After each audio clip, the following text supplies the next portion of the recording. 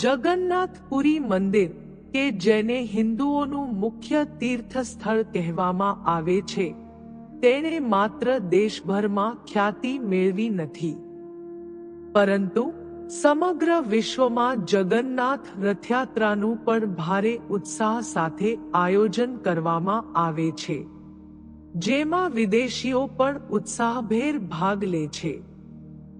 4 ધામ બદ્રીનાથ, દ્વારકા, રામેશ્વરમ અને પુરીને હિન્દુ ધર્મમાં સૌથી વધુ મહત્વ આપવામાં આવે છે, જેમાં જગન્નાથપુરીની યાત્રાનો પણ સમાવેશ થાય છે. એવું કહેવાય છે કે જગન્નાથપુરી મંદિરમાં ઘણી વિશેષતાઓ છે, જે તેને બાકી કરતા અલગ બનાવે છે. એવું માનવામાં આવે છે કે મંદિર સાથે જોડાયેલી આવી ઘણી વાર્તાઓ છે, જે સદીઓથી લઈને આજ સુધી એક રહસ્ય જ રહ્યું છે. કહેવાય છે કે મંદિરની ઉપરથી કોઈ વિમાન ઉડી શકતું નથી અને પક્ષીઓ પણ ઉડતા ડરે છે. આવું કેમ થાય છે તે જાણવા માંગો છો? તો ચાલો તમને જણાવીએ. પૌરાણિક કથાઓ અનુસાર, જ્યારે ભગવાન વિષ્ણુ 4 ધામમાં સ્થાયી થયા, ત્યારે તેઓ સૌથી પહેલા બદ્રીનાથ પહોંચ્યા, જ્યાં તેમણે સ્નાન કર્યું. પછી જ્યારે તેઓ ગુજરાત ગયા, ત્યારે તેમણે ત્યાં તેમના કપડાં બદલ્યા. આગળ ભગવાન ઓડિશામાં પુરી પહોંચ્યા, જ્યાં તેમણે ભોજન લીધું. અને અંતે ભગવાન વિષ્ણુ તમિલનાડુના રામેશ્વરમ પહોંચ્યા, જ્યાં તેમણે આરામ કર્યો. હિન્દુ ધર્મમાં જગન્નાથપુરી, જેને પૃથ્વીનું વૈકુંઠ કહેવામાં આવે છે, તેનું ખૂબ જ વિશેષ મહત્વ માનવામાં આવે છે. અહીં ભગવાન શ્રી કૃષ્ણ, સુભદ્રા અને બલરામની દરરોજ વિધિવિધાનથી પૂજા કરવામાં આવે છે. એવું માનવામાં આવે છે કે જ્યારે ભગવાન વિષ્ણુએ તેમના શરીરને છોડ્યા પછી અંતિમ સંસ્કાર કરવામાં આવ્યા હતા, ત્યારે એક ભાગ સિવાય તેમનું આખું શરીર 5 તત્વો સાથે ભળી ગયું હતું.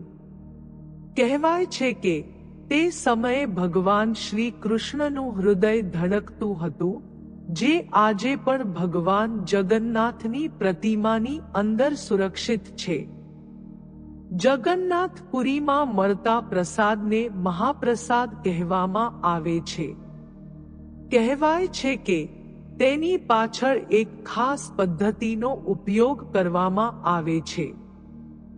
આ પ્રસાદની ખાસિયત એ છે કે તેને માત્ર માટીના વાસણમાં જ તૈયાર કરવામાં આવે છે. તે સિવાય આ પ્રસાદ ગેસ પર નહીં પરંતુ ગૃહિણીના ચૂલા પર તૈયાર કરવામાં આવે છે. જ્યારે પ્રસાદ બનાવવામાં આવે છે, ત્યારે વાસણો એકબીજાની ઉપર મૂકવામાં આવે છે. એવું માનવામાં આવે છે કે ગરુડ પક્ષી જગન્નાથપુરી મંદિરની રક્ષા કરે છે. આ પક્ષીને પક્ષીઓનો રાજા કહેવામાં આવે છે.